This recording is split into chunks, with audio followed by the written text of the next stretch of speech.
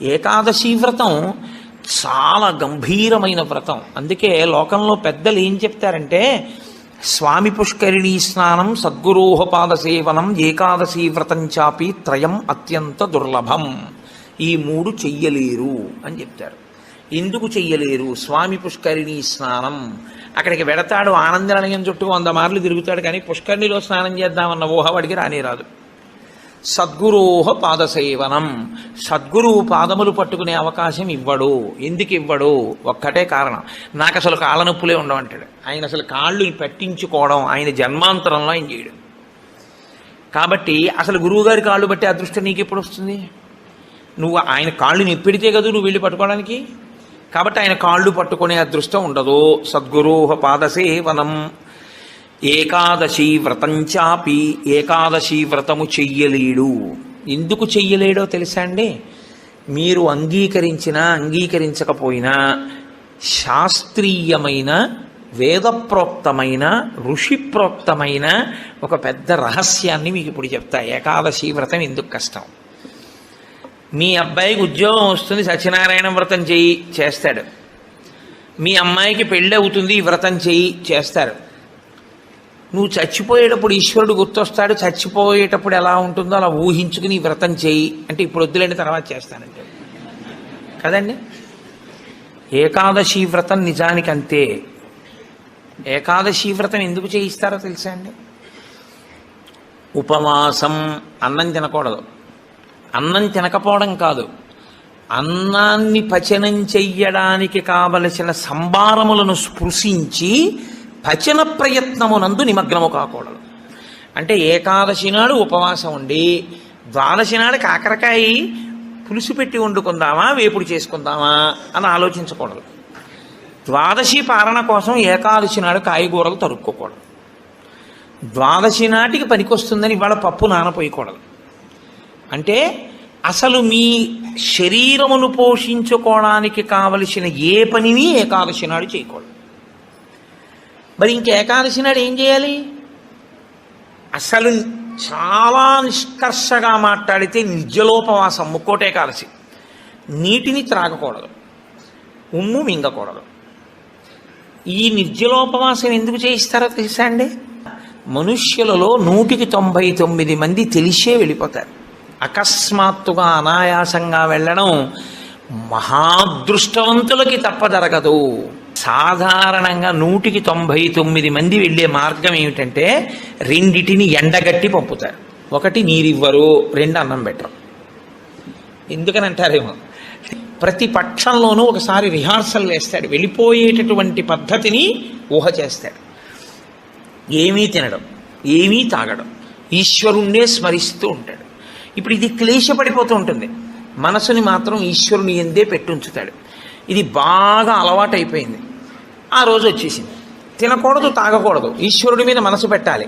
అభ్యాసం కూసు విద్య కదూ, నిలబెట్టేస్తాడు. నిలబెట్టేస్తే ఏమయ్యాడు? ఆఖరి ఊపిరిలో కూడా ఆయన పేరు చెప్తూ వెళ్ళిపోతాడు. మరి డాక్టర్లు ఉన్నారు కదండి మీరు అనొచ్చు, 1,000,000 మంది వైద్యులు కూడి వచ్చినా కానీ మరణమయ్యేది వ్యాధి మాన్పలేరు. చచ్చిపోయే వాళ్ళందరూ డాక్టర్లు లేక చచ్చిపోయారు అనుకోకండి. ఈశ్వరుడు ఆయుర్దాయం ఇవ్వాలనుకుంటే డాక్టర్ రూపంలో అనుగ్రహించగలడంతే, ఈశ్వరుడు ఇచ్చినవాడు. కాబట్టి ఏకాదశి వ్రతానికి ఉన్న ప్రధాన ప్రయోజనమేమి? అది మృత్యువుని వచ్చినప్పుడు ఎలా ఉంటుందో తత్సంబంధమైనటువంటి తర్ఫీదు మనసుకు ఇచ్చుట. అందుకే ఏ వ్రతానికి చెప్పండి ఏకాదశి వ్రతం చాపి త్రయం అత్యంత దుర్లభం అని ఎందుకంటారో తెలుసా అండి? అసలు నువ్వు అలా ఊహ చేస్తూ కూర్చుని సిద్ధంగా ఉండడం 1/2 గంట చెయ్యలేవు. ఓ వారం ఓ పక్షంలో చేసే, అయ్యి బాబోయ్ అలా మళ్ళీ ఏకాదశి వచ్చేస్తే మళ్ళీ అలా ఊహిస్తూ అలా ఉండాలంటే భయంగా ఉందండి, ముక్కోటి ఏకాదశి చేసేస్తానండి అంటే. కాబట్టి ఈశ్వరుడు అంటాడు, పోన్లే ఏడాదంతా చేయలేవా, బెంగెట్టుకోకు, ఏడాదంతటికి బదులుగా ముక్కోటి ఏకాదశి చేస్తావా, అప్పుడు నేను ఎన్ని ఫలితాలు ఇవ్వాలి నీకు? 23 ఏకాదశుల ఫలితం ఇవ్వాలి. అథవా ఈ ఏకాదశితో కలిపి 24 ఏకాదశుల ఫలితం ఇవ్వాలి. కానీ నేను ఒకటి ఎక్కువ అడుగుతాను, దానికి తగినంత నీకు ఇస్తాను. నేను అడిగిన ఎక్కువ చెయ్యాలి. నువ్వు అడిగిన దానికన్నా కొన్ని కోటి రెట్లు ఇస్తా, 3 కోట్ల ఏకాదశుల ఫలితం ఇస్తా, కానీ మామూలు ఏకాదశుల కన్నా విరుద్ధంగా నువ్వు దీన్ని చెయ్యి.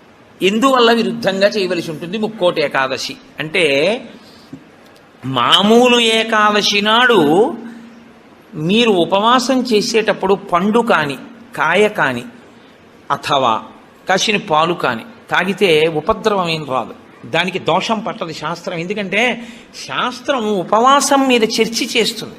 ఉపనిషత్తుల్లో ఆ విషయం ఉంది, వేదంలో ఆ విషయం ఉంది. ఎప్పుడెప్పుడు ఉపవాసం ఎలా చెయ్యాలి అన్నది ఉంది.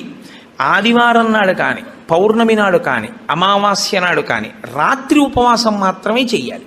పగటిపూట ఉపవాసం చేయకూడదు. ఆదివారం నాడు రాత్రి ఏమీ తినకూడదు, పౌర్ణమి నాడు రాత్రి ఏమీ తినకూడదు, అమావాస్య నాడు రాత్రి ఏమీ తినకూడదు. ఆ ఉపవాస నియమం అక్కడ వరకే. పగటిపూట మీరు భోజనం చేసినా పలహారం చేసినా శాస్త్రం అడ్డురాదు. సాధారణంగా శాస్త్రం ఏం చెప్తుందంటే 2 పర్యాయములు తీసుకోమని చెప్తుంది. 2 పర్యాయములు తీసుకోవచ్చు, కానీ ఇక రాత్రి వేళ తినకూడదు. అష్టమి తిథి, చతుర్దశి తిథి, ఈ 2 తిథుల్లో పగటి వేళ తినకూడదు, రాత్రి వేళ తినాలి. పగటి వేళ ఏమీ తినకుండా ఊరుకుని నక్షత్ర దర్శనం అయిన తర్వాత మాత్రం భోజనం చేయొచ్చు. అది ఒక్క అష్టమి చతుర్దశి తిథులకు. కాబట్టి ఈ తిథులలో ఉపవాసాలకి, వారములలో ఆదివారం ఉపవాసాలకి, ఎందుకంటే వారాలు అన్ని యుగాల్లో లేవు, కలియుగంలోనే వారాలు. మీరు రామాయణాన్ని చూస్తే రామాయణంలో వారాలు ఉండవు. కాబట్టి వార నియమం ఎవరికి వచ్చిందంటే ఒక్క కలియుగంలోనే వచ్చింది. కలియుగంలో ఆదివారమే ఉపవాసం ఎందుకు పెట్టారో తెలుసా అండి? ఆరోగ్యం భాస్కరాది చేత్, ఆరోగ్యము సూర్యభగవానుడి యొక్క అనుగ్రహంతో నిలబడుతుంది. సూర్యభగవానుడు అధిదేవతగా కలిగినటువంటి రోజు, ఆయన యొక్క తేజస్సు ఎక్కువగా పరిపుష్టమయ్యే రోజు భానువారము, ఆదివారం. అటువంటి సూర్యభగవానుని యొక్క అనుగ్రహం కలగాలి అంటే ఆదివారం నాడు ఉపవసించాలి. ఉపవసించుట అన్న మాటని మీరు ఎప్పుడు 2 కోణాల్లో అర్థం చేసుకోవాలి. 2 కోణాల్లో అర్థం చేసుకోవడం అంటే, కడుపు ఖాళీ అయిన తరువాత మళ్ళీ వేయకుండుట. శరీరానికి ఆరోగ్యం ఎప్పుడూ డాక్టర్ దగ్గరికి వెళ్లకుండా ఉండడానికి 3 ఉన్నవాడు వెళ్ళడు అని ఆయుర్వేదం చెప్తుంది. ఎవరు వెళ్ళడు అంటే, కడుపులో వేసిన పదార్థమంతా ఖాళీ అయ్యే వరకు మళ్ళీ వెయ్యనివాడు. కడుపులో పదార్థం వేశారనుకోండి, అది పూర్తిగా పచనం అయిపోయి కడుపు ఖాళీ అయింది, అప్పటి వరకు వేడు మళ్ళీ. అలా వెయ్యని వాడెవడో వాడు వైద్య దర్శనం చెయ్యడు. ఎడం పక్కకి తిరిగి ఎడమ చేతిని తల కింద పెట్టుకుని గుండెలు పరుపుకో బొంతకో తగిలేట్టుగా పడుకున్నవాడు వైద్యుణ్ణి చూడడు. 3, ప్రతిరోజు రాత్రి తాంబూల చర్వణం చేస్తూ కొంచెం సేపు నడిచి పడుకునేవాడు వైద్యుణ్ణి చూడడు. ఈ 3 పూర్ణారోగ్యానికి ఆయుర్వేద శాస్త్రం విధించినటువంటి నియమాలు. అందుకని అలాగే పడుకోవాలి. అందుకే మీరు ఎప్పుడైనా మహాత్ములు పడుకోవడం చూస్తే ఎప్పుడు ఎడం పక్కకే పడుకుంటారు. కారణం ఏంటంటే ఎడం పక్క పడుకోవడం ఆరోగ్యాన్ని ఇచ్చేస్తుంది, వైటల్ ఆర్గాన్స్ అన్నింటినీ సేఫ్ గార్డ్ చేస్తుంది. నేను ఒకసారి డాక్టర్ని అడిగి అది ఏంటంటే అలా ఉంది ఆయుర్వేదంలోని. నిజమేనండి, అలాగే పడుకోవాలన్నారు. అంతేనండి, మేమైనా అలాగే చెప్తాం, ఎడం పక్కకి తిరిగి పడుకుంటే చాలా మంచిది కోటేశ్వరరావు అన్నాడు. కాబట్టి నేను పురాణాల్లో ఉన్న ఎన్నో విషయాలు డాక్టర్లను అడుగుతుంటే వాళ్ళు నిజమేనండి ఇవన్నీ అంటుంటారు. నేను శరత్కాలంలో అమ్మవారి పూజ ఎందుకు చేస్తారు అన్నదాని గురించి దేవి భాగవతంలో ఉన్న విషయాల్ని కొన్నింటిని ఒకసారి డాక్టర్ గారిని అడిగితే ఆయన నాకు తెల్లబోయే రహస్యాలు చెప్పాడు. మీరు చెప్పినవే హ్యూమన్ ఎనాటమీలోకి మార్చి చెప్తే మాకేం చెప్తారంటే, చలికాలంలో తమంత తాముగా నాడులన్నీ కూడా సన్నబడిపోతాయి చలిగాలికి. కొవ్వు చిన్న చిన్న చిన్న చిన్న చిన్న చిన్న గింజల్లా ఉండి పరిగెడుతుంటుంది రక్తంలో. ఎప్పుడైతే నాడులు ఇలా రక్తనాళాలు సంకోచించాయో అది వెళ్ళి ఆగుతుంది. వెనక నుంచి వస్తున్నది వచ్చి దాన్ని తగులుకుని ఆగుతుంది. గసగసాలు ఒకదాన్నొకటి తగులుకున్నట్టుగా తగులుకుని ముద్ద కట్టి ఆగుతుంది. రక్త ప్రవాహం ఆగిపోయి స్ట్రోక్స్ వస్తాయి. చలికాలంలో స్ట్రోక్స్ వస్తాయి కాబట్టి అలా రాకుండా ఉండడానికి దేవీ నవరాత్రులు చేయిస్తారు. దేవీ నవరాత్రుల్లో మృత్యుదంస్ట్ర బయటికి వస్తుందని చెప్పడానికి కారణం అది అని నేను ఒకసారి దేవీ భాగవతం శ్లోకాలు మా ఇంటికి వచ్చిన డాక్టర్ గారికి చూపిస్తే యథార్థంగా మాకు వైద్యం చెప్పినప్పుడు దీన్ని ఇంగ్లీష్లో ఇలా చెప్పారండి, దాన్ని ఆ రోజు ఋషులు ఇలా చెప్పారన్నమాట అని ఆయన తెల్లబోయాడు. కాబట్టి మన ఋషులు అద్భుతంగా దాన్ని అన్వయం చేసి తీసుకొచ్చి చూపిస్తారు. కడుపులో పదార్థము పూర్తిగా అయిపోయేంత వరకు మళ్ళీ పదార్థం అందులో వెయ్యకూడదు. మీరు ప్రతిరోజు అలా వేస్తూ పెడుతున్నారనుకోండి, మళ్ళీ అది కడుపు ఖాళీ అవగానే మళ్ళీ వేశారు, మళ్ళీ అందులోంచి రసాయనాలు ఊరాలి, అది మళ్ళీ తిరుగుతూ ఉండాలి. మీ ప్రయత్నం లేకుండా ఎప్పుడూ తిరుగుతూ మీ ప్రయత్నం లేకుండా ఆగిపోయేటటువంటి స్పందనలు శరీరంలో ఈశ్వరాధీనములై కొన్ని ఉంటాయి. వాటిని మీరు అసలు ఆపలేరు. ఊపిరితిత్తి, గుండె ఇలాంటివి మీరు ఆపు అని అడగను లేరు. నువ్వు విశ్రాంతి తీసుకోవాలన్నా ఆగం. ప్రయత్నపూర్వకంగా మిగిలిన వాటి ఆరోగ్యం కోసం ఒకదాన్ని ఆపమని చెప్పింది శాస్త్రం. దేన్ని ఆపాలి అంటే కడుపులో ఉన్న కండరముల యొక్క కదలికకి విశ్రాంతినిమ్మని చెప్పింది. కడుపులో ఉన్న కండరములకు విశ్రాంతిని ఎవరిస్తారో అటువంటి వారి ఆరోగ్యము బాగుంటుంది అని. కడుపులో ఉన్న కండరముల కదలిక ఎప్పుడు ఆగుతుందంటే దాని లోపల పదార్థమును వేయడం ఆపితే ఆగుతుంది. అందుకని ఏం చేస్తారంటే ఉపవాసము అన్న పేరుతో లోపల పదార్థం వెయ్యరు. వేయకపోతే ఏమవుతుందంటే కండరములు కదలకపోతే కంటికి కడుపుకి దగ్గర సంబంధం. కడుపు నిండకపోతే, కడుపు ఖాళీగా ఉంటే కనురెప్ప పడదు. కనురెప్ప పడకపోతే మీరు ఈశ్వరుడి యందు దృష్టి నిలబెట్టి ఈశ్వరుడి యొక్క ఆరాధన చెయ్యగలరు. కాబట్టి ఉపవాసం అన్న దాంట్లో అన్నం తినకుండా ఉండడం అనేటటువంటిది ప్రధానమైన నియమము. దీనికి మినహాయింపిచ్చి ఎట్టి పరిస్థితుల్లో చెయ్యకూడని వాళ్ళని ఇద్దరిని చెప్పింది శాస్త్రం. 8 ఏళ్లకు ముందున్నవాడు, 80 ఏళ్ళు దాటినవాడు ఉపవాసం చేయరాదు జీవితంలో. ఈ ఇద్దరికీ నిషేధం. 8 ఏళ్ళు కింద ఉన్న వయస్సు, 80 ఏళ్ళు పూర్తయిన వాళ్ళు ఉపవాసం చేస్తే పాపం, వాళ్ళు చేయకూడదు. ఎందుకని అంటే వాళ్ళ శరీరం అంగీకరించదు, అందులోకి పదార్థాన్ని వేయకపోతే ఒప్పుకోదు. 3వ మినహాయింపు ఒకరికి ఇచ్చింది. కడుపులోకి పదార్థం వెయ్యకపోవడమే విషంగా మారిపోయి శరీరాన్ని పడగొట్టగలిగిన వ్యాధి ఏదైనా సంక్రమించి ఉంటే, అంటే ఒక షుగర్ పేషెంట్ అనుకోండి, ఆయన అలా ఉండిపోయాడు అనుకోండి, ఫాస్టింగ్లో పడిపోతుంది, కోమాలోకి వెళ్ళిపోతాడు. అప్పుడు ఆయన పదార్థాన్ని శరీరం నిలబెట్టుకోవడానికి కావలసినంత పదార్థాన్ని లోపలికి పంపినా ఆయన ఉపవాసం చేసినవాడే. మీరు ఎప్పుడూ ఒకటి గుర్తుపెట్టుకోవాలి, శాస్త్రం ఇప్పుడు మాట్లాడినా చాలా ఉదారంగా మాట్లాడుతుంది. శాస్త్రము కఠినంగా అసలు ఎప్పుడు ప్రవర్తించదు. అలా చెయ్యలేరు మీరు, నిజంగా చాలా కష్టం. కాబట్టి 8 సంవత్సరముల లోపు వాళ్ళు, 80 సంవత్సరములు దాటిన వారు ఉపవాసమును చేయరాదు. ఉపవాసమును చేయరాదు అంటే పదార్థమును విసర్జించి ఉండరాదు. కాబట్టి ఉపవాసము అన్న మాటలో మీ కడుపు కండరములు కదలకుండా విశ్రాంతి ఇచ్చుట అన్నది ప్రధాన ప్రక్రియ. ఇది మీరు చూడండి, ఇవాళ రేపు పెద్ద పెద్ద ప్లాంట్స్కి కూడా షట్ డౌన్ అంటారు, కావాలని ఆప్ చేస్తారు, వాటి లాంగివిటీ పెరుగుతుంది, జీవితకాలం పెరుగుతుందని. అదే అన్వయం ఋషులు శరీరానికి చేశారు. ఇది కూడా ఒక యంత్రాంగం, ఇది ఒక తెప్ప. ఇది ఉంటే నువ్వు పుణ్యం చేస్తావు, ఇది ఉంటే నువ్వు ఇంకొక ధర్మకార్యం చేస్తావు. అసలు ఇదే లేకపోతే ఇంకేం చేస్తావు? ఇక జీవుడు చేసుకోవడానికి ఏం లేదు, ఇది ఉపకరణం. కాబట్టి దీన్ని చాలా జాగ్రత్తగా నిలబెట్టుకోవాలి. నిలబెట్టుకోవాలంటే దీని ఆయుర్దాయం పెంచాలంటే 2 రకాలుగానే పెంచాలి. ఒకటి, ఆవేశపడి ఊపిరి తీయకుండా ఉండాలి, ఎందుకంటే ఊపిరిలలో ఆయుర్దాయం ఉంటుంది కాబట్టి. 2, అదే పనిగా దొరికింది కదా అని తింటూ ఉండకూడదు, కాబట్టి ఉపవాసం చేయాలి. ఈ 2 ఎవడు చేస్తాడో వాడు దీర్ఘాయుష్మంతుడు అవుతాడు. ఎవడు దీర్ఘాయుష్మంతుడు అవుతాడో వాడు పాపం చేయడానికి దీర్ఘాయుష్మంతుడు కాకూడదు. దేనికి దీర్ఘాయుష్మంతుడు కావాలి అంటే తన జీవుణ్ణి చక్కబెట్టుకోవడానికి దీర్ఘాయుష్మంతుడు కావాలి. అలా చేసేటటువంటి ప్రక్రియలో వచ్చిన అద్భుతమైనటువంటి తిథి ముక్కోటి ఏకాదశి.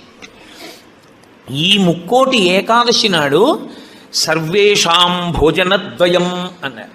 అది చాలా విచిత్రమైనటువంటి మాట. అసలు ముక్కోటి ఏకాదశి నాడు నువ్వు చెయ్యవలసినది ఏదో తెలుసా? సర్వేషాం భోజనద్వయం. ఈ శ్లోకం చాలా చమత్కారమైనటువంటి శ్లోకము. అందరూ కూడా భోజనద్వయం, 2 మాటలు భోజనం చేయండి. అదేమిటండి, సర్వేషాం భోజనద్వయం అయితే ఉపవాసం ఎక్కడుంది అందులో? మరి ఇప్పటిదాకా మమ్మల్ని పట్టుకు పీకు తినేశావు, శరీరం చెరుక్కర్రన్నావు, దీన్ని నలిపేయాలన్నావు, దీన్ని క్లేశ పెట్టాలన్నావు, ఏకాదశి నాడు పెట్టకండి అన్నావు, ఉపవాసం చెయ్యండి అన్నావు, అలా 24 ఏకాదశి 23 చేయకపోతే ముక్కోటి ఏకాదశి అయినా చెయ్యన్నావు. ఇన్ని చెప్పిన వాడివి మళ్ళీ ఇప్పుడేమంటున్నావు?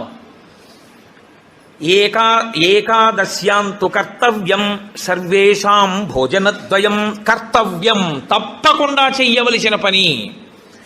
ఏకాదశ్యాంతు, ఏకాదశి నాడు ఏమి, సర్వేషాం, అందరికీ, భోజనద్వయం, 2 మాటలు భోజనం చేయండి. మరి అదేమిటి ఇప్పటిదాకా నేను చెప్పిన ఉపన్యాసం అంతా పోలా ఈ శ్లోకంలో? అది ఎందుకు శ్లోకాన్ని అలా చేస్తారో తెలుసా అండి? పెద్దలు, ఋషులు, మహాత్ములు చాలా అద్భుతమైన ప్రక్రియ చూపిస్తారు. నీకు ఆ అనుమానం బాగా రావాలనే శ్లోకాల రచన చేస్తారు. అప్పుడు నువ్వు సంతోషం ఏంటంటే, నీకు కష్టపడకుండా నీకు కన్సెషన్ ఇచ్చేసినట్లు కనపడితే దాన్ని కన్ఫర్మ్ చేసేసుకోవడానికి తాపత్రయపడిపోతుంది. సుఖపెట్టడానికి ఏదైనా ఛాన్స్ ఇచ్చామనుకోండి, అబ్బా ప్రతి ఏకాదశికి నేను 8 ఏళ్లలోపు 80 ఏళ్ళు పైకి ప్రతి ఏకాదశి నాడు నువ్వు షుగర్ వ్యాధిగ్రస్తుడిని అయితే ఎంత బాగుండో అనిపిస్తుంది. ఎందుకంటే ఉపవాసం అక్కర్లేదు, ఏదో ఒకటి పడేయచ్చు లోపల. కానీ ఆ శ్లోకానికి అర్థం ఏంటంటే, భోజన అంటే ఓ జనులారా, మీ అందరికీ కూడా భోజనద్వయం అంటే భోజనం 2 మాటలు చేయండి అని కాదు. భో అంటే ఓ జనులారా, ద్వయం 2, ఏకాదశ్యాంతు కర్తవ్యం సర్వేషాం, అందరికీ ఏకాదశి నాడు 2 నియమములు పాటించవలసినదే. ఏమిటో తెలుసా 2 నియమాలు? శుద్ధోపవాస ప్రథమ. శుద్ధోపవాసం, ముక్కోటి ఏకాదశి నాడు ప్రత్యేకించి శుద్ధోపవాసం. ద్వైతులు నిర్జలోపవాసం చేస్తారు. అసలు వాళ్ళు ఏకాదశి నాడు ద్వైత సంప్రదాయంలో ఉన్న వాళ్ళు, వాళ్ళ ఇంటికి మీరు వెళ్ళినా నీళ్ళు ఇవ్వరు. వాళ్ళు ఏకాదశి నాడు సత్యనారాయణ వ్రతం చేసుకోండి అంటే వాడు చేయరు. ఎందుకో తెలుసా అండి? ఈశ్వరుడికి నైవేద్యం పెట్టవలసి వస్తుంది. ఈశ్వరుడికి నైవేద్యం పెట్టద్దు వ్రతం చేస్తే, ఆయనకు కూడా పెట్టరు వాళ్ళు. ఆయనకి పెట్టడం కాదు, మీరు వాళ్ళ ఇంటికి వెడితే మీకు పండో కాయో కూడా చేతిలో పెట్టరు. ఏమనుకోకండి, మీరు ఏకాదశి నాడు వచ్చారు మేము ఇవ్వలేమంటారు. వాళ్ళు ఉమ్ము కూడా గుటక వెయ్యరు, మంచినీళ్ళు కూడా తాగరు. మరి అలా రోహిణీ కార్తెలోనూ అప్పుడు ఎలా ఉంటారండి అని మనకు అనుమానం వస్తుంది. అలాగే ఉంటారు. ఇక్కడ కాదు, రాజస్థాన్ ఎడారిలో ఉంటారు. తెలుసా అండి? వాళ్ళకి ఈశ్వరుడి మీద ఉన్న నమ్మకం అటువంటిది. ఏకాదశి వ్రతం వాళ్ళకంత గట్టిది. ఒకసారి ద్వైత సంప్రదాయంలో చాలా సమున్నతమైన స్థితిని పొందినటువంటి వారు, చాలా లబ్ధ ప్రతిష్ఠులు, నేను పేరు ఎందుకు వాడాలి, బాగుండదు, వారి ఇంటికి వెళ్ళాను నేను, మా గోపాలకృష్ణ గారు, మేము. వెడితే ఆయన ఏకాదశి నాడు మేము వెళ్ళాం. వెడితే ఆయన అన్నారు, మీరు ఏమనుకోకండి, నేను మంచినీళ్ళు కూడా ఇవ్వను, ఎదురుగుండా మామిడి చెట్ల కాయలు ఉన్నాయి కానీ నేను ఇవ్వనని ఆ ఇంట్లో ఉన్న నౌకర్ని పిలిచి, నేను చూడకుండా 4 కాయలు కోసి వాళ్ళకి ఇయ్యన్నారు తప్ప ఆయన కోసి ఆయన చేతితో ఇవ్వాల. ఆయన పెట్టలేనివాడు కాడు, పెట్టుకోనివాడు కాడు, మహాత్ముడు, చాలా గొప్పవాడు, చాలా పెద్ద పదవి చేశాడు ఆయన. ఇప్పటికీ ఆంధ్రదేశంలో స్మరింపబడుతుంటాడు. ఎందుకో తెలుసా అండి? ఆ సంప్రదాయం అటువంటిది. వాళ్ళు ఏకాదశి నాడు శుద్ధోపవాసం, వాళ్ళు నిర్జలోపవాసం, నీటి గుటక కూడా వాళ్ళు వేయరు. కాబట్టి ముక్కోటి ఏకాదశి నాడు నువ్వు అలా చేస్తావా? 23 ఏకాదశులు మినహాయింపిస్తాను. శుద్ధోపవాస ప్రథమ అది చేసేస్తే, అయితే ఏదో అలా మొత్తానికి నేను నానా కష్టాలు పడి ఏదో అశుద్ధోపవాసం చేసేస్తానండి, 3 కోట్ల ఏకాదశుల ఫలితం వచ్చేస్తుంది కదా అంటారేమో. సత్కథా శ్రవణం తథాహ, కేవలం తినకుండా కూర్చుంటే ఫలితం ఇవ్వరు. సత్కథా శ్రవణం, మీరు ఏదో భగవత్ సంబంధమైన విషయాన్ని వింటూ ఉండాలి 12 ఘడియలు వచ్చేవారు. ఏకాదశి తిథి పరివ్యాప్తమై ఉన్నంతసేపు తినకుండా ఉండడం ఎంత ప్రధానమో, 12 ఘడియలు రాగానే తినేయడం అంత ప్రధానం. ధర్మం మారిపోతుంది అంతే.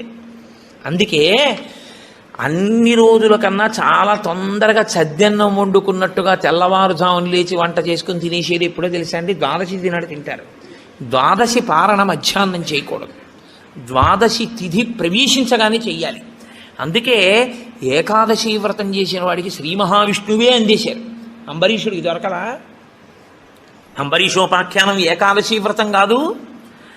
12 ఘడియలు రాగానే నేను పారణ చెయ్యాలంటే కదా, దుర్వాస మహర్షి రాకపోతే నీళ్లు పుచ్చేసుకో, ఫోన్లేవయా మధ్యాహ్నం ఉండదా, 12 సాయంకాలం ఉండదా, ఎప్పుడొస్తే అప్పుడే తింటానని కూర్చున్నాడా? 12 ఘడియలు వచ్చేస్తున్నాయి, మరి ఏం చేయను?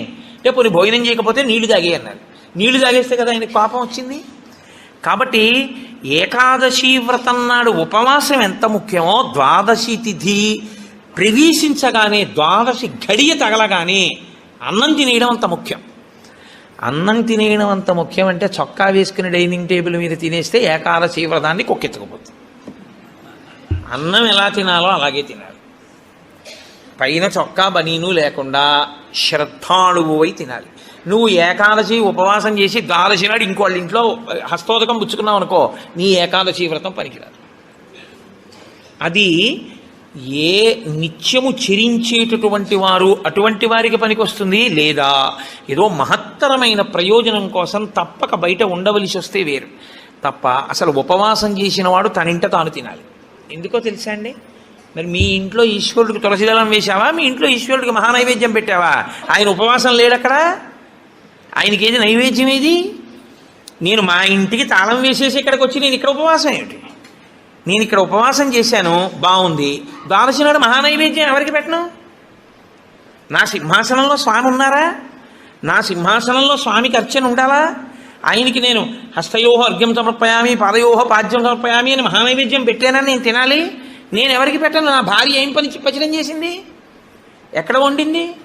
అందుకే పెద్ద పెద్ద నైమిత్తిక తిథులలో అసలు ఇల్లు విడిచిపెట్టి వెళ్ళకూడదు.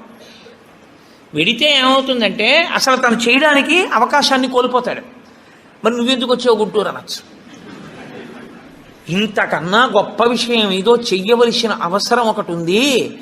ఈ సంవత్సరం నేను వదిలిపెట్టినా నేను అలా వెళ్ళడం వల్ల ఒక పెద్ద ప్రయోజనం ఒకటి జరగాలి అని నేను అనుకున్నప్పుడు నేను స్వామికి నమస్కారం చేసి బయలుదేరిపోతానంతే. అప్పుడు అదొక త్యాగం. నేను దాన్ని విడిచిపెట్టేసుకోవడమే త్యాగం అంతే. అందుకే ఏకాదశి వ్రతం అంటే ఏకాదశి వస్తోంది కదండి నేను బయటికి ఎలా వస్తానని అడగాలి నువ్వు. అంతేగాని ఏకాదశి వస్తుంటే నువ్వు బయటికి వెళ్ళిపోతే వ్రతం ఎలా చేస్తావు? కాబట్టి గుంటూరు వచ్చి ఉపవాసం చేయొచ్చా? చేయకూడదు. కాకినాడలో ఉండి ఉపవాసం చేయాలి. కాబట్టి ముక్కోటి ఏకాదశి చెయ్యడం అంటే శుద్ధోపవాస ప్రథమ నిర్జలోపవాసమే. అంతకన్నా మరి నేను మినహాయింపులు ఇచ్చి చెప్పడం నా వల్ల కాదు. కానీ శాస్త్రం ఒక్కరి విషయంలో మినహాయింపు ఇచ్చింది. శరీర కష్టం చేసుకుని బ్రతికేవాణ్ణి మాత్రం ఉపవాసం చెయ్యమని నిర్బంధించవద్దు. వాడు పడిపోతాడు స్పృహ తప్పి నీళ్ళు తాగకపోతే. కానీ అవకాశం ఉన్నవాళ్ళు మాత్రం తప్పకుండా చెయ్యవలసినదే, అంతకన్నా మార్గము లేదు. కాబట్టి శుద్ధోపవాస ప్రథమ నిర్జలోపవాసమే చెయ్యాలి. యథార్థమునకు మంచినీటి చుక్క కూడా ఇక ఏకాదశి తిథి నాడు పుచ్చుకోకూడదు.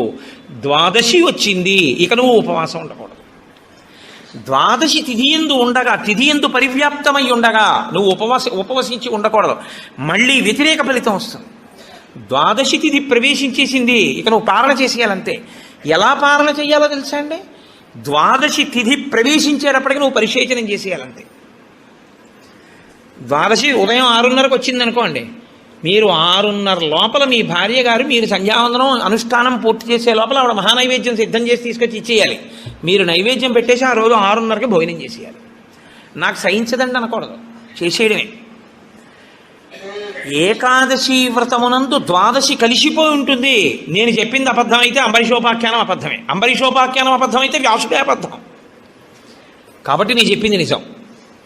ఏకాదశి వ్రతం అంటే అంతే, అలాగే చేస్తారు. ఇలా కానీ చెయ్యగలిగితే ముక్కోటి ఏకాదశి నాడు నీకు నేను 3 కోట్ల ఏకాదశులు చేసిన ఫలితాన్ని నీ ఖాతాలో వేసేస్తాను. ఎందుకో తెలుసా? 1 శరీరమును క్లేశపెట్టావు, 2 మనస్సును ఏకాగ్రతతో నిలబెట్టావు. కాబట్టి ఏం చేయాలంటే మార్చి మార్చి మార్చి మార్చి మార్చి మార్చి భగవత్ కథ యందు కూర్చోవాలి. మరి ఇక దేనికి లేవాలి? శరీర శోధన చేయడానికి, మూత్ర విసర్జన చేయడానికి లోపలికి వెళ్ళిన నీళ్లు లేవు, మల విసర్జన చేయడానికి లోపల వేసిన పదార్థం లేదు, ఇంకెందుకు లేవడం? కాబట్టి లేవక్కర్లేదు. కాబట్టి ఏకాదశి రాగానే కూర్చుంటే ద్వాదశి వచ్చాక లేదు. అయితే అప్పుడు అందులో ఏముంది? జాగరణ కూడా ఉందా? ఉందా లేదా? ఏకాదశి నాడు ఉపవాసం అంటే అన్నం తినకుండా పక్కన కూర్చోవడం అని మీకు ఎవరు చెప్పారు? జాగరణ కూడా ఉంది. అందుకే ముక్కోటి ఏకాదశి నియమాలు అన్వయమయ్యేది మళ్ళీ 3 తిథులకు అన్వయం అవుతాయి. 1 మహాశివరాత్రి, 2 గోకులాష్టమి, 3 శ్రీరామనవమి. ముక్కోటి ఏకాదశి నాడు ఏ నియమాలు పాటిస్తారో అవే నియమాలు ఆ 3 తిథుల్లో పాటించాలి. ఈ 3 తిథులలో కూడా మీరు రాత్రి నిద్రపోకూడదు, పగలు ఏమీ తినకూడదు. అందుకే చూడండి, మహాశివరాత్రి నాడు నేను పరిచయం చేయడానికి మీకు ఆ తిథి బాగుంటుంది. మహాశివరాత్రి అంటే జాగరణతో కూడిన ఉపవాసమే. అందుకని నిద్రపోయి ఉపవాసం చేసేస్తానంటే అప్పుడు ముందు రోజు ఏ ఇంజక్షన్ చేయించేసి పడుకోవచ్చు. 12 గంటల తర్వాత తెలివచ్చే ఇంజక్షన్ ఒకటి. అలా కుదరదు. మీరు నిద్ర కూడా విసర్జించాలి. ఎందుకో తెలుసా అండి, నిద్ర విసర్జించడంలో చాలా పెద్ద క్లేశం ఉంటుంది. 1 తినలేదు, 2 తాగలేదు, ఒక స్థితికి వచ్చేటప్పటికీ నిస్త్రాణ కొంచెం వస్తుంది. వచ్చి ఫోన్లే అలా పడుకుంటే బాగుండు, కాస్త ఉత్తరీయం వేసుకుని అనిపిస్తుంది. అలా పడుకోకూడదు. అందున దీక్షితుడు అందుకే ఎప్పుడు పడితే అప్పుడు, ఎక్కడ పడితే అక్కడ నిద్రపోకూడదు. అలాగా మీరు పగలు రాత్రి కూడా ఏకాదశి తిథి ఉన్నంతసేపు, అంటే ఏకాదశి ఎప్పుడు మొదలైందో అప్పుడు ఒక రాత్రికి కూడా పరివ్యాప్తం అవుతుంది. ఆ రాత్రి ఆ పగలు మీరు జాగరణ యందు ఉపవాసమునందు ఉండాలి. అంటే మారుస్తూ ఉండాలి. ఒకటే చేస్తున్నారనుకోండి, మనసు ఏమవుతుందంటే దాన్ని విడిచిపెట్టి ఇంకో చోటుకి వెడుతుంది. అందుకే ఏకాదశి చేసేటప్పుడు ఏం చేస్తారంటే సంఘంగా చేస్తారు. సాధారణంగా ఏకాదశి తిథిని ఒక్కడే చేయడం కొంచెం కష్టం. ఒక సంఘంగా అనుకుని ఏం చేస్తారంటే, ఏదో ఏకాదశి ప్రవేశించేటప్పటికి సంధ్యావందనం చేసుకుని ఇంట్లో కులదేవతార్చన చేసుకుని అందరూ కలిసి ఓ దేవాలయానికి చేరుకుంటారు. అందరూ కలిసి ఈశ్వరునికి సత్యనారాయణ వ్రతం చేస్తారు. అందరూ కలిసి విష్ణు సహస్రనామ స్తోత్ర పారాయణం చేస్తారు. అందరూ కలిసి త్యాగరాజస్వామి సంగీత విభావరి వింటారు. అందరూ కలిసి భజన చేస్తారు. అందరూ ఎవరో లేచి నాట్యం చేస్తారు. మిగిలిన వాళ్ళు చూస్తుంటారు. మారుస్తారు. మార్చి మార్చి మార్చి మార్చి భగవత్ శబ్దమునందే లీనమైపోతారు. ఏది చేస్తున్నా ఈశ్వర నామం పడుతూ ఉంటుంది. ద్వాదశి నాడు అన్నం తింటుంటే ఏది విన్నా గోవింద గోవింద అని అవే వినపడుతుంటాయి. ఇంకా ఏదో వెంకటాచలంలో 10 రోజులు ఉండి వచ్చిన వాడికి ఎక్కడ చూసినా గోవింద అని వినపడినట్టు ఇంకా అస్తమానం గోవింద అని వినపడుతుంటుంది. అంతగా నువ్వు ముక్కోటి ఏకాదశిని చెయ్యగలిగితే, అలా చేసినప్పుడు నీకు 3 కోట్ల ఏకాదశుల ఫలితాన్ని నీ ఖాతాలో వేస్తాను. నాకు ఇప్పుడు చెప్పండి, నిజంగా ముక్కోటి ఏకాదశి చేసేవాళ్ళు ఎంతమంది? ఎవరికి వెయ్యాలా ఫలితం? 24 ఏకాదశుల్లో ఒక్క ఏకాదశి అలా చేయగలవా అంటే దాని అర్థం ఏమిటో తెలుసా అండి? ఒక ఏకాదశి నిజంగా అలా చెయ్యాలని మీరు అనుకుంటే కనీసం ఇంకో ఏకాదశి మీరు అలా రిహార్సల్ వేయాలి. మీరు ఇంకో ఏకాదశికి రిహార్సల్ వేస్తే అది వస్తోంది ఇబ్బంది, కాబట్టి ఆ రోజుని ఇది రాకుండా చూసుకుందామని మీరు జాగ్రత్త పడతారు. ఓ పని చేస్తున్నారనుకోండి, ముందే ఇలా చేస్తే బాగుంటుంది, ఇలా చేస్తే బాగుంటుందని ప్రణాళిక రచిస్తారే, ప్రణాళిక రచనకు పక్కన ఇంకొక ఏకాదశి జరగాలి. అందుకే ముక్కోటి ఏకాదశి ఒక ఏకాదశి ఎవడు చేయడు, పక్కన ఇంకో ఏకాదశి చేస్తాడు. ఇది ఏదో ఏకాదశి చేశారనుకోండి, ఓహో ఏకాదశి చేస్తే ఇదిగో ఇలా ఇలా ఇబ్బందులు ఉంటాయి. నేను మీకు ఒక ఉదాహరణ చెప్తాను. ఏకాదశి రేపు వ్రతం చేద్దాం అనుకుని ముందు రోజు మీరు పుల్లని పదార్థాలు, తీయటి పదార్థాలు బాగా తినేశారనుకోండి, మీరు ఇంక దాహాన్ని ఆపలేరు. దాహము తనంత తాను పొటమరించకుండా ఉండాలి అంటే మీరు శారీరకమైన ఆంతరమైన జాగ్రత్తలు కొన్ని తీసుకోవాలి. ఒకటి, వేడిగా ఉన్న చోటుకి వెళ్ళి మీరు కూర్చోకూడదు, శరీరం పడిపోతుంది, డిహైడ్రేట్ అయిపోదు. కాబట్టి అందుకే పరమేశ్వరుడు కూడా అనుకూలమైనటువంటి కాలంలో ఇచ్చాడు, పుష్యమాసంలో ఇచ్చాడు. నీటిని శరీరం ఎక్కువ డిమాండ్ చేయదు ఈ టైంలో.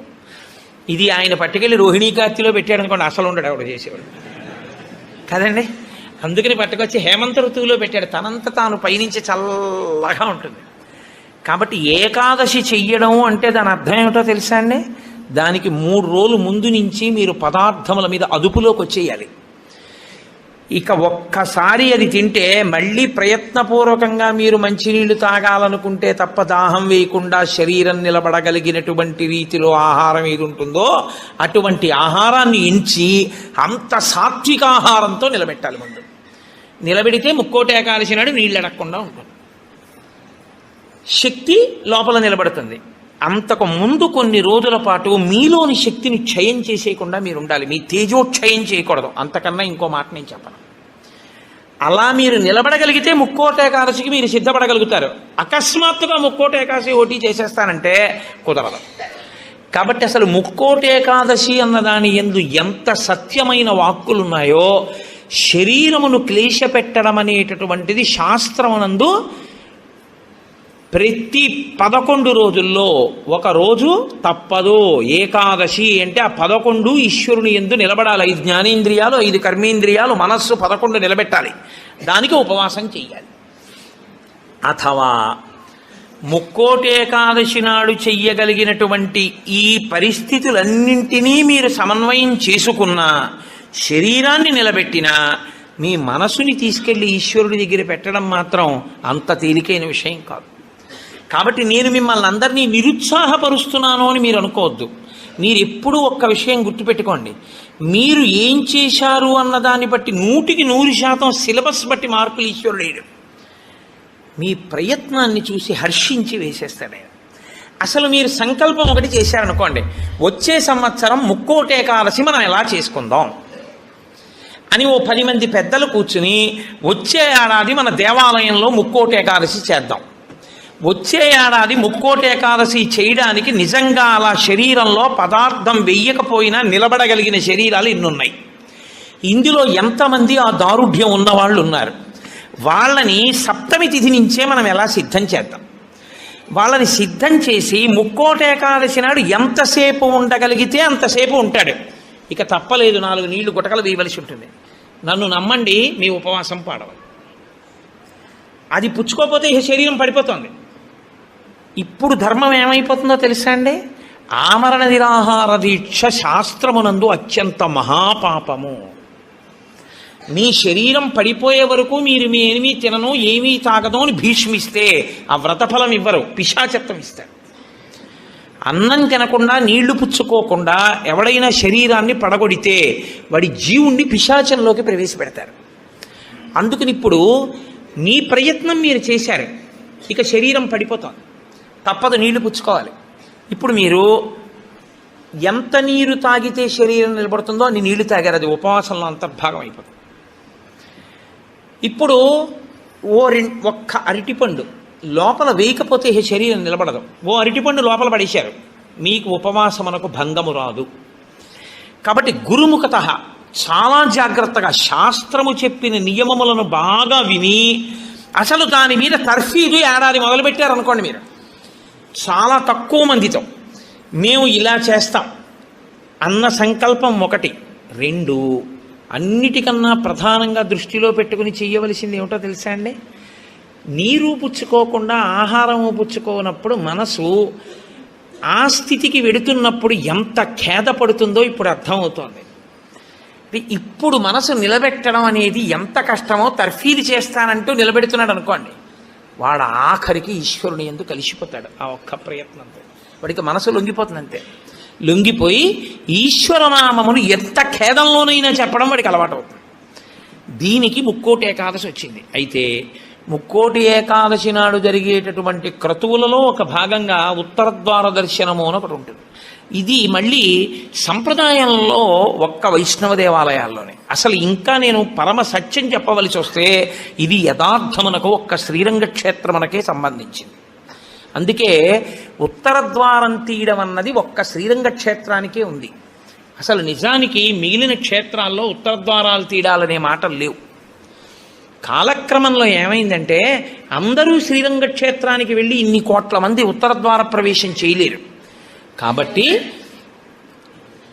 కొంతలో కొంత ఎక్కడ ఉన్న విష్ణు క్షేత్రాన్ని అక్కడే శ్రీరంగ క్షేత్రంగా భావన చేసి రంగనాథుణ్ణి స్మరిస్తూ ఉత్తర ద్వారంలోంచి వెడతారు.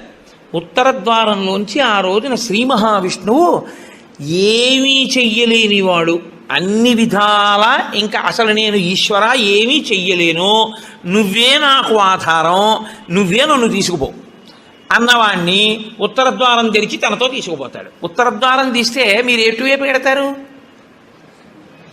ఉత్తరానికి ఎడతారు కదండి. ఉత్తర ద్వారం ఎందుకు తీయడం? దక్షిణ ద్వారం తీయకూడదా, తూర్పు ద్వారం తీయకూడదా? తూర్పు మంచిది కదా, మరి ఉత్తర ద్వారం ఎందుకు? అంటే మీరు యథార్థాన్ని గమనిస్తే ఉత్తరాన ఏముంటుందో తెలుసా అండి? హిమాలయాలు ఉంటాయి, ఉత్తరాన కైలాసం ఉంటుంది, ఉత్తరాన మృత్యుంజయుడు పరమేశ్వరుడు ఉంటాడు. ఉత్తర దిక్కుకి ప్రయాణం చెయ్యడం అంటే దక్షిణ దిక్కుకి ప్రయాణం ఆగిపోవాలి. దక్షిణ దిక్కుకి ఏది ఎడుతుందంటే శ్మశానం ఉంటుంది దక్షిణ దిక్కున. ఎన్ని కోట్ల జన్మలు ఎత్తినా ఆఖరికి శరీరం వెళ్ళిపోయేది అక్కడికి. ఎవడు ఈశ్వరుడితో పాటు ఉత్తినే ఉత్తరద్వారంలోంచి వెళ్ళడం కాదు, అసలు నిజంగా ఉత్తరద్వారంలోంచి వెళ్ళడం అంటే ఏమిటో తెలుసా అండి? ఈశ్వరుడి పల్లకి వెళ్ళి పల్లకి వెంట వీళ్ళు వెళ్ళాలి. అసలు శాస్త్రం అది. ఈశ్వరుడికి ఆ రోజున అర్చన చేసి పల్లకి పట్టుకుని పల్లకీని తీసుకెడతారు ఉత్తరద్వారంలోంచి. ఆయనతో వెళ్ళాలి. నువ్వు తినే ఉత్తరద్వారంలోంచి వెళితే నీకేం వస్తుంది? ఆయన వెళ్ళిన ఉత్తరద్వారంలోంచి వెళ్ళాలనుకోవాలి. అథవా అసలు నిజంగా వెళ్ళవలసింది ఏమిటంటే ఈశ్వరుడితో వెళ్ళాలి. కనీసంలో కనీసం నీ బాధ్యత ఏమిటి? ఉత్తరద్వారంలోంచి నువ్వు వెళ్ళాలనుకుంటే ఈశ్వరుడితో వెళ్ళేటప్పుడు ఎలా వెళ్ళాలో నువ్వు అలా వెళ్ళాలి. ఈశ్వరుడితో వెళ్ళేటప్పుడు వెళ్ళేవాడు ఎలా వెళ్ళాలి? వైదికంగా వెళ్ళాలి. పైన చొక్కా బనీను ఏమీ లేకుండా ఉత్తరీయాన్ని మాత్రమే కప్పుకొని పంచ గోచి పోసి కట్టుకోకుండా వెళ్ళకూడదు. గోచి పోసి కుర్చీళ్ళు పెట్టుకుని వెనక్కి దోపుకోకుండా వెడితే మహాపాపం. వేదం పటలపందని చెప్తోంది. కాబట్టి కుర్చీళ్ళు పెట్టి గోచి పోసి వెనక దోపి అన్నీ విప్పి ఉత్తరీయం వేసుకుని ఎవరి సంప్రదాయానుసారం వారు తిలకధారణ చెయ్యాలి.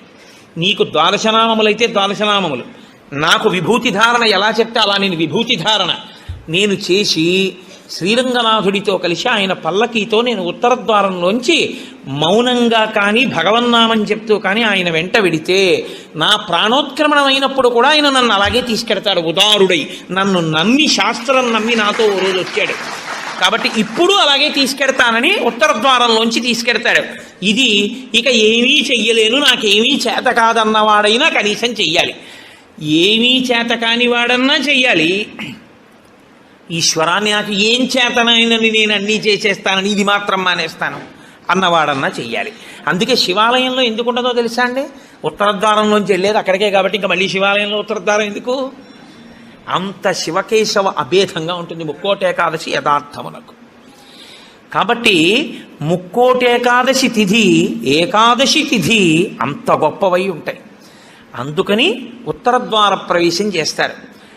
అటువంటి ముక్కోటేకాదశి తిథి నాడు మీరు భగవత్ సంబంధంగా ఏది చేసినా కూడా దేశకాలాదులను అనుసరించి కోట్ల రెట్లలో ఈశ్వరుడు దాని ఫలితాన్ని ఏర్పాటు చేసేస్తాడు. మీరు రామచంద్రమూర్తిని నించోపెట్టి పంచామృతాలతో అభిషేకం చేశారనుకోండి, 3 కోట్ల పర్యాయములు అభిషేకం చేసిన తరువాత ఆ మూర్తి ఎంత తేజస్సుతో నిలబడుతుందో అంత తేజస్సుతో నిలబడిపోతుంది అక్కడ. ఇప్పుడు ఆ వంశానికి ఆ దేవాలయానికి ఎంత శక్తి వచ్చేసిందో మీరు ఆలోచించండి.